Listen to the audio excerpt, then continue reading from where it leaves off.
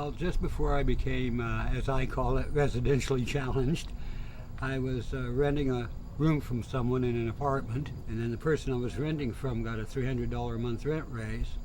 So she took an early retirement, moved back to the Philippines, and I found myself standing down on First Street in Santa Ana near the Salvation Army shelter saying, well, Lord, where do you want me to go from here? Before I went through this, I had a place to live.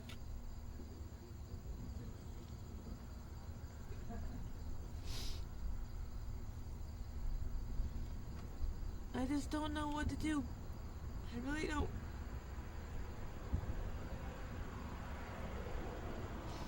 Slept on the streets probably for the first time when I was 27. And then I was able to pull it together, and then I started a life of traveling, working for companies that would pay your transportation, give you per diem, and it was like the life of Riley.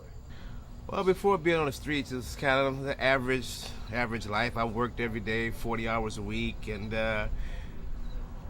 paid my bills, and I didn't make a lot of money, but I was relatively happy until I lost my job. Then everything started to implode, and I started losing everything, and I ended up on the street. Then I got tired of traveling, so I came back to the States. Drugs kept playing a part in me, going up and down, up and down. One day I realized that I didn't want to do drugs anymore. So I wanted to change my playgrounds, change my playmates. So I came out here to Fulton, California. No friends, no family, no job, and $30 on a Greyhound bus. And since then, yes, I've been more or less homeless for 9 years since then. Well, the first time I was homeless, I didn't really mind it because it was something new to me. But and that ended after about a year. I ended up living with family. After that, I had some issues, and I decided to become homeless again. And that time I was like, I didn't really want to do it because I was like over it. That time, I don't know, that was like, I guess 2 years or something like that. That was all right, but I wouldn't want to do that again. I used to make $90,000 a year, $90 plus thousand dollars a year, busted my rear end to give my kids and my ex-wife everything they ever wanted. I had to sell out my business because of my ex-wife, and look at where I'm at today. I'm living on the streets, wondering where in the heck my next meal is going to come from. Have to pick up empty cans and bottles just to get my cigarettes. I used to make 90 plus a year, 90,000 plus a year. And this ain't fun no more.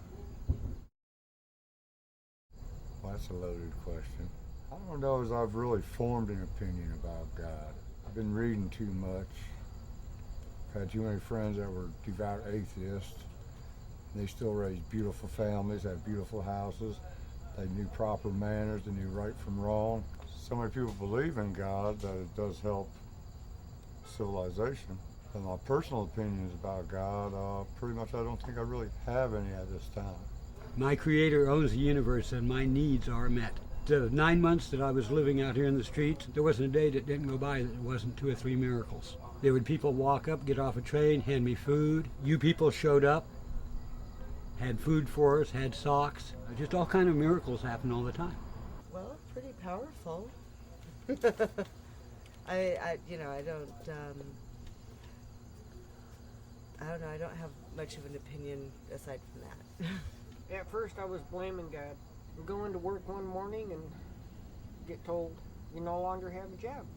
Go on some extended training for your emergency medical technician in the Upper Peninsula of Michigan, and coming home and finding your ex-wife in bed with your best friend. I blame God for all of it. I guess actually it's nobody's fault except for my own. Trying to be nice and do the right thing. Well, that's a tough. Well, I'm kind of an agnostic, you know. I know if you know what an agnostic is, right? A person that, well, you know, I believe that it probably is a God, but I can't explain it's God's existence. What is that, David? What are you wearing around your neck? The cross, the one that I made to remind me of how gracious the Lord was. Give me this place to stay. It's part of the railroad track.